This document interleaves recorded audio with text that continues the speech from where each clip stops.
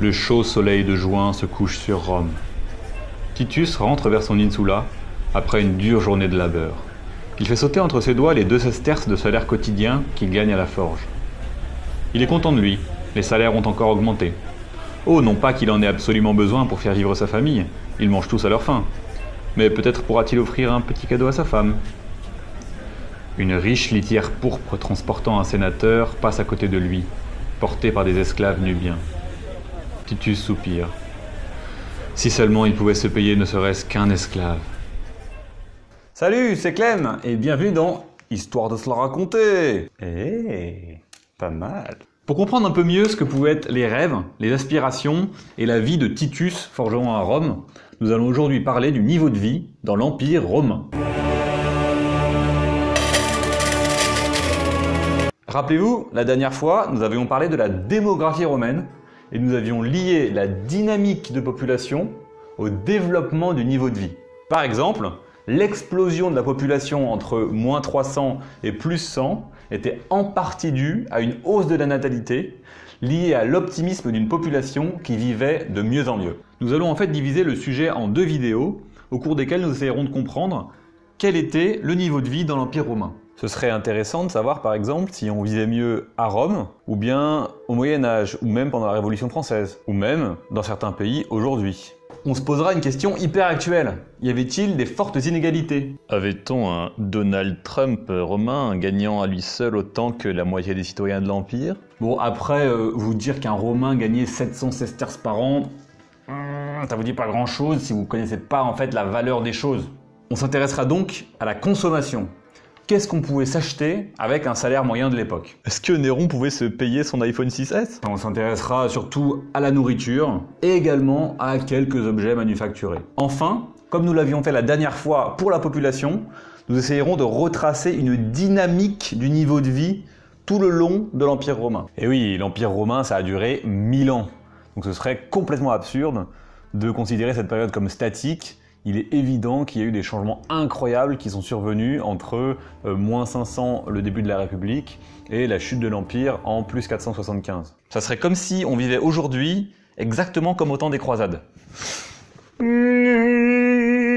Tout d'abord, commençons par de grands indicateurs économiques, notamment le PIB par tête, c'est-à-dire la richesse moyenne produite par un Romain au cours d'une année. Dans l'Empire à son apogée, c'est-à-dire en plus 100, ce PIB par tête était d'environ 700 $. Alors non, il n'y avait pas de dollars à l'époque de Jules César, mais comme je vous l'ai dit, si je vous le donne en sesterces, ça veut rien dire. Donc pour la petite histoire, on parle ici en dollars 2012 en parité de pouvoir d'achat. Donc par comparaison, en France aujourd'hui, nous en sommes à 40 000 $ environ par tête. Ça veut dire que chaque Français produit 57 plus qu'un Romain. Par contre, cela correspond au PIB par tête actuel de certains des pays les plus pauvres d'Afrique, comme la République démocratique du Congo ou la République centrafricaine. Cela correspond également aussi au PIB par tête de la Chine en 1980, juste après la révolution culturelle et juste avant son explosion économique. Ça fait réfléchir quand même. Plutôt pas trop mal les petits Romains. Ah, les sesterces, ça me rappelle les Astérix de mon enfance. Alors plutôt que de vous parler en sesterces, on va donc parler de salaire en rapport avec le minimum qu'il faut pour survivre. Petite parenthèse technique, on appelle ce minimum le salaire de subsistance. Alors c'est simple, comment on l'obtient? En regardant combien de calories a besoin un homme ou une femme pour survivre par jour, en gros 2000 calories. Ensuite on prend l'aliment le moins cher, c'est-à-dire à l'époque à Rome le blé, et on regarde si la personne ne mange que du blé, combien de kilos de blé elle a besoin pour survivre par an. Je vous le dis, en gros 250 kilos. On rajoute à ça le prix du blé et on obtient le salaire de subsistance. Si vous gagnez le salaire de subsistance, vous mangerez que du pain, ça sera pas très fun, mais vous survivrez. Par exemple, en France aujourd'hui, si vous ne vous nourrissez que de baguettes de pain, qui a un bon rapport calories-prix, il vous faut en gros 100 € par mois pour survivre. On peut dire, en prenant des pincettes, que c'est le salaire de subsistance. Alors, premier chiffre important. Il se trouve qu'à l'apogée de l'Empire, le salaire moyen est d'environ 5 à 6 fois le niveau de subsistance. C'est énorme! Mais c'est moins qu'aujourd'hui puisque le salaire moyen en France est d'environ 15 à 20 fois la subsistance. Mais la plupart des gens mangent à leur faim et il leur reste de l'argent pour avoir un logement décent, des meubles, se payer les prostituées. La belle vie quoi. Alors, balayons un peu l'échelle sociale. Les esclaves, ils ne sont pas évidemment payés, mais contrairement aux idées reçues, ils ne sont pas du tout en bas de l'échelle en termes de niveau de vie. Ils sont nourris, logés, pris en charge par leur maître ainsi que leur famille. Ils sont même parfois éduqués et occupent des postes à responsabilité comme précepteur des enfants ou intendant, même si évidemment ça reste une minorité. Les travailleurs non qualifiés gagnent environ 4 fois la subsistance. Le légionnaire, par contre, gagne environ 10 fois la subsistance.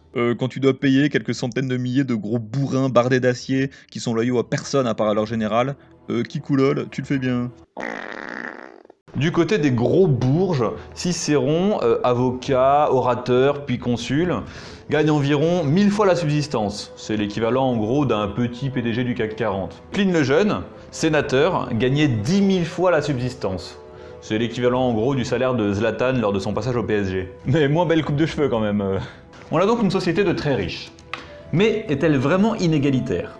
En fait, non. Regardons pour cela l'indice de Gini, qui est un indice qui mesure les inégalités. Plus il est élevé, plus la société est inégalitaire.